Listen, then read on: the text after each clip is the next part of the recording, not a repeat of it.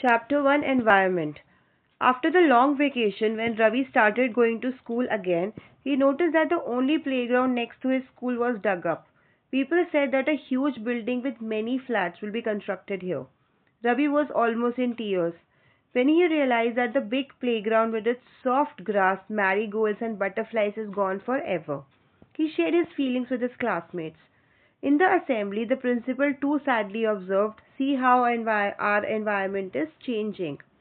In the class, Ravi asked his teacher, "What is environment?" "Whatever you see in your surroundings," said the teacher, "is environment." So let's read this blue box on the right and study about what is environment. So environment is a basic life support system. It provides the air we breathe, the water we drink, the food we eat, and the land where we live. So in short, what the teacher said is correct, that whatever you see in your surroundings is the environment.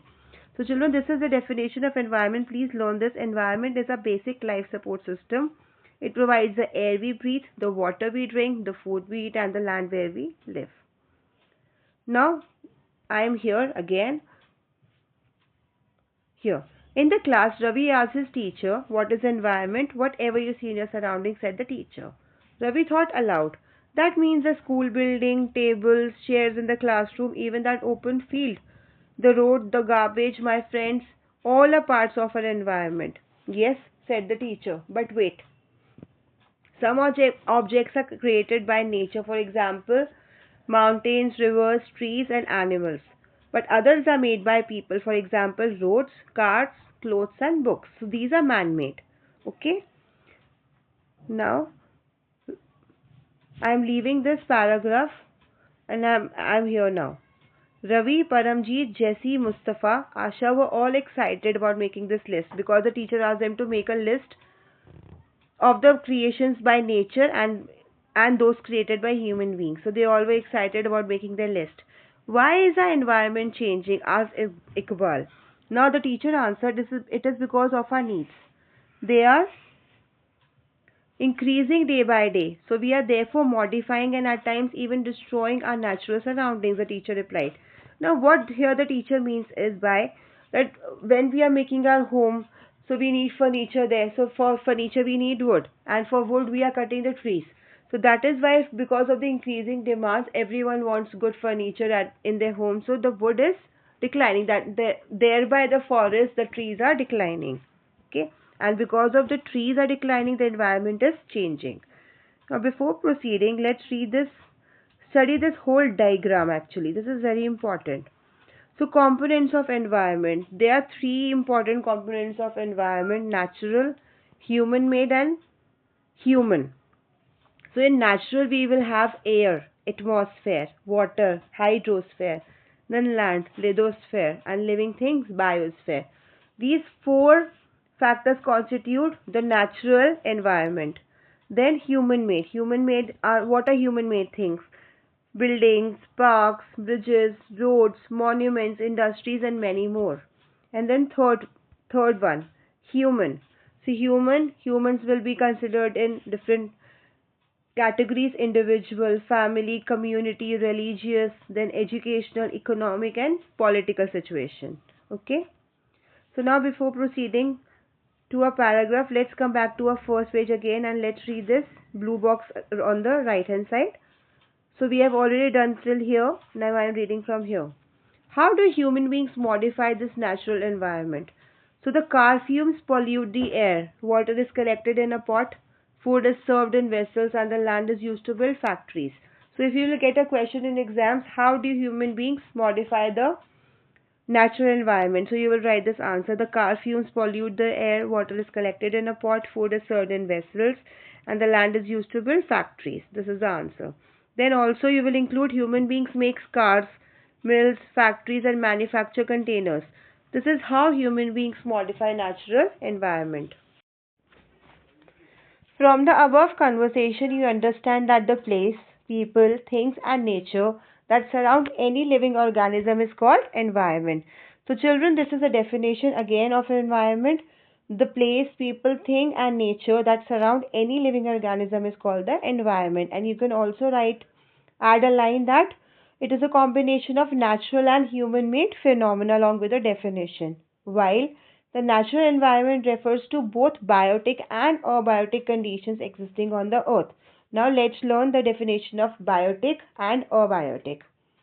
So biotic, the world of living organisms, example plants and animals. So biotic involves or biotic includes the world of living organisms, example plants and animals. And abiotic involves the world of non-living elements like land. Okay, now the next page. This is a continuing line, so I'm reading again from here. While the natural environment refers to both biotic and abiotic conditions existing on the earth, human environment reveals the activities, creations, and interactions among human beings. Now, let's read this purple box on the right. Word origin, environment.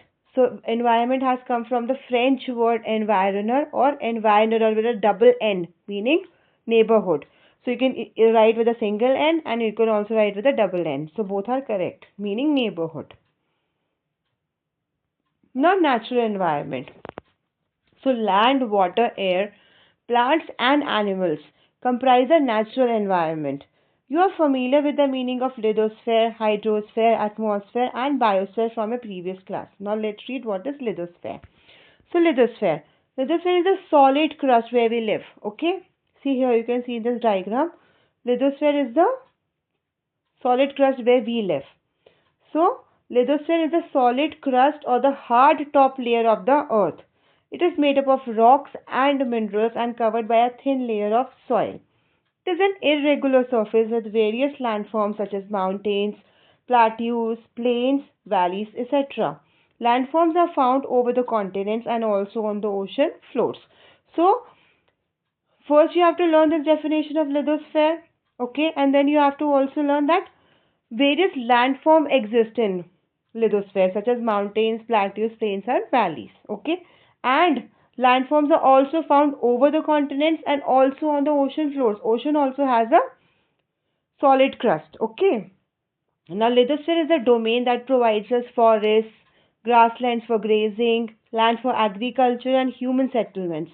It is also a source of mineral wealth. So we get minerals also from the lithosphere. Okay. Now next, hydrosphere. See, hydrosphere is water.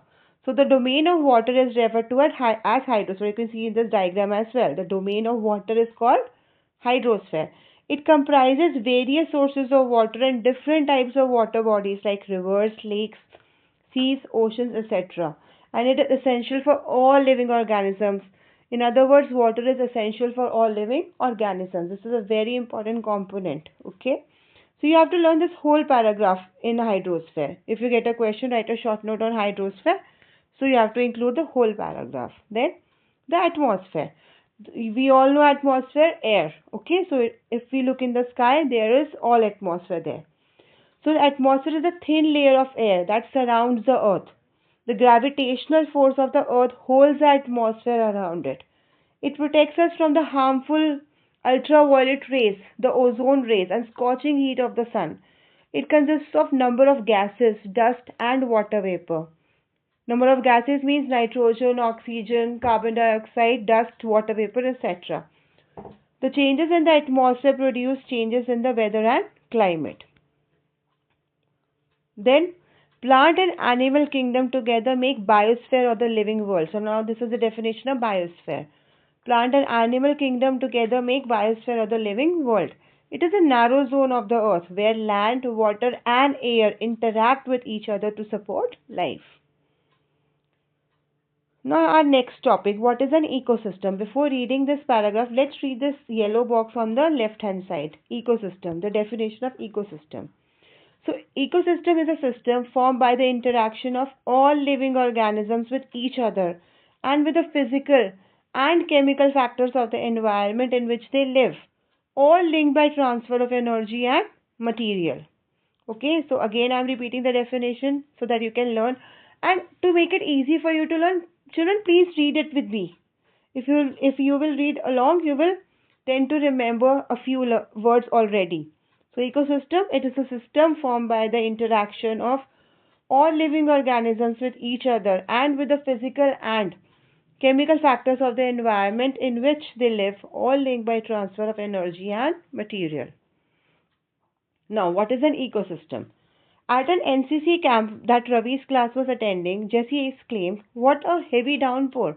It reminds me of my home in Kerala. You should come and see how it pours and pours and pours over the lush green fields and coconut plantations." So this is a normal conversation between two children, Ravi and Jesse. Now Hira, another person, another Shire, Hira from Jaisalmer exclaimed, "We get no rains. We see only kikar and sand as far as the eyes can see because Jaisalmer is a desert place. So there are very, very less rains. That is why he says we get no rains. We only see kikar. Kikar is a plant and then sand. But you also find camel, said Ravi. Now camel is the ship of the desert. We are already aware of this, right? Then, Hira says not just camels. If you visit a desert, you will see snakes, lizards, and many insects too. So, these reptiles are also a very important part of the desert. Then Ravi wondered, why do the animals, the vegetation, and the way people live vary from place to place? Are they all related to each other? Oh, yes, very much so, the teacher replied. Now, all plants, animals, and human beings depend on the immediate surroundings. Often, they are also interdependent on each other. This relation between the living organisms as well as the relation between the organisms and their surroundings form an ecosystem. There could be an ecosystem of large rainforest, grassland, desert, mountains, lake, river, ocean, and even a small pond. Now, let's come back to this line again. All plants, animals, and human beings depend on the immediate surroundings, and they are also interdependent on each other. Now, this line states, uh, I hope you people remember the food chain. The grass is eaten by deer, the deer is eaten by lion, right? So they all are interdependent on each other because animal to survive needs a plant, a grass to eat. Then another animal, a big animal, a carnivore like a lion needs a small animal like a deer to eat. And then human beings need both. They need plants also to eat. We all eat green plants and vegetables, and then and non-vegetarian people they eat animals. So they all are interdependent on each other. Okay. Now the question: do you think the park in which Ravi and his friends played formed an ecosystem? Yes, obviously. Now human environment. Human beings interact with the environment and modify it according to their need. Early humans adapted themselves to the natural surroundings. They used to live in forests, they used to eat the raw food only available at that time. They led a simple life and fulfilled the requirements from the nature around them. With time, needs grew and became more varied. Humans learn new ways to use and change environments. So humans learn how to make fire, how to cook food on it, and then how to prepare clothes from the trees, etc. Everything, right? So humans learn new ways to use and change environment. They learn to grow crops, domesticate animals, and lead a settled life. The wheel was invented. Surplus food was produced. Barter system emerged. Now, what is barter system? See here, you can see the definition of barter system. The yellow box on the right hand side. Barter system, it is a trade in which goods are exchanged without the use of money. So the money is not required. Suppose you go to a person and ask for milk, so the person will give the milk from his buffalo, right? And then in exchange, you will also give him something. Suppose a vegetable in your garden. So barter system is a trade in which goods are exchanged with the goods only, without the use of money. Okay. Now we are here. The wheel was invented, surplus food was produced, barter system emerged, trade emerged, and commerce developed. Industrial revolution enabled large scale production. Transportation became faster. Information revolution made communication easier and speedier across the world, right? IT made communication easier, telephones, then emails, now WhatsApp, Facebook, everything. Have you ever thought why you love eating a juicy watermelon in summer and hot roasted peanuts in winter? Because a perfect balance is necessary between the natural and the human environment. Because watermelon keeps us cool in summers and hot roasted peanuts keep us warm in winters. So a perfect balance is very necessary between the natural and the human environment. Human must learn to live and use the environment in a harmonious way. Now, Noori, A girl from Mizoram from Ravi's class often talks about the lush green surroundings of her place. Seeing Ravi upset at having lost his playground, Noori invited him to visit her home stay during the coming vacation. Ravi's teacher asked the students to draw the landscape, houses, and activities of the people and places they visit during the holidays.